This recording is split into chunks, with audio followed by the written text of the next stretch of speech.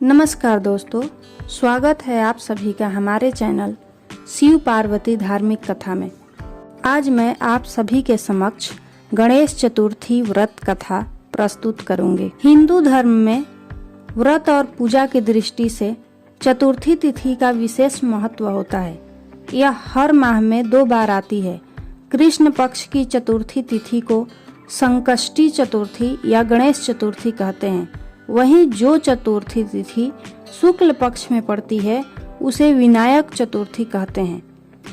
ज्येष्ठ माह के कृष्ण पक्ष की चतुर्थी तिथि 19 मई दिन गुरुवार को पड़ेगी। इस दिन गणेश पूजन से भक्तों के सारे पाप कट जाते हैं और उनकी सारी मनोकामनाएं पूरी होती है। तो आइए सुनते हैं गणेश चतुर्थी व्रत कथा। एक बार भगवान शिव तथा माता पार्वती नर्मदा नदी के किनारे बैठे थे। वहां माता पार्वती ने भगवान शिव से समय बिताने के लिए चौपड़ खेलने को कहा।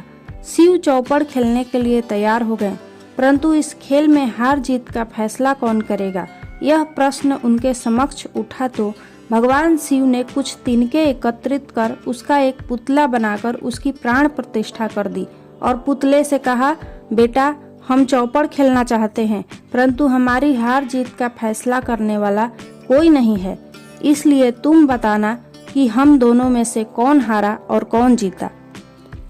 उसके बाद भगवान शिव और माता पार्वती का चौपड़ खेल शुरू हो गया। यह खेल 3 बार खेला गया और संजोग से तीनों बार माता पार्वती ही जीत गईं।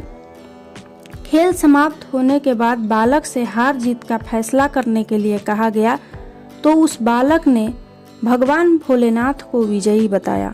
यह सुनकर माता पार्वती क्रोधित हो गईं और क्रोध में उन्होंने बालक को लंगड़ा होने, कीचड़ में पड़े रहने का श्राप दे दिया। बालक ने माता पार्वती से माफी मांगी और कहा कि यह मुझसे अज्ञानवश हो गया है, मैंने किसी द्वेष भाव में ऐसा नहीं किया। बालक द्वारा क्षमा मांगने पर माता ने कहा, यहाँ गणेश पूजन के लिए नाग कन्याएं आएंगी, उनके कहे अनुसार तुम गणेश व्रत करो, ऐसा करने से तुम मुझे प्राप्त करोगे। यह कहकर माता पार्वती शिव के साथ कैलाश पर्वत पर चली गईं। 1 वर्ष के बाद उस स्थान पर नाग कन्याएं आईं। तब नाग कन्याओं से श्री गणेश के व्रत की विधि मालूम करने पर उस बालक ने 21 दिन लगातार गणेश जी का व्रत किया। उसकी श्रद्धा से गणेश जी प्रसन्न हुए। उन्होंने बालक को मनोवांछित फल मांगने के लिए कहा। उस पर उस बालक ने कहा, हे विनायक, मुझे इतनी शक्ति दीजिए कि मैं अपने पैरों से चलकर अपने माता पिता के साथ कैलाश पर्वत पर पहुंच सकूं और वे यह देखकर प्रसन्न हो। तब बालक को वरदान देकर श्री गणेश जी अंतर्ध्यान हो गए। इसके बाद वह बालक कैलाश पर्वत पर पहुंच गया और कैलाश पर्वत पर पहुंचने की अपनी कथा उसने भगवान शिव को सुनाई। चौपड़ वाले दिन से माता पार्वती शिव जी से विमुख हो गई थीं। अतः देवी के रुष्ट होने पर भगवान शिव ने भी बालक के बताए अनुसार 21 दिनों तक श्री गणेश का व्रत किया।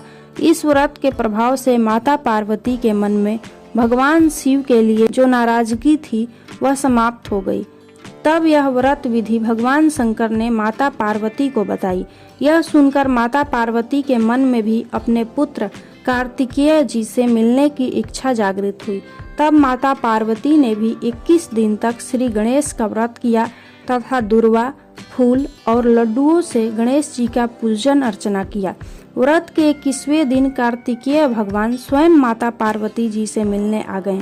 उस दिन से श्री गणेश चतुर्थी का यह व्रत समस्त मनोकामनाओं की पूर्ति करने वाला व्रत माना जाता है। इस व्रत को करने से मनुष्य को समस्त सुख सुविधाएं प्राप्त होती है। बोलिए श्री गणेश भगवान की जय।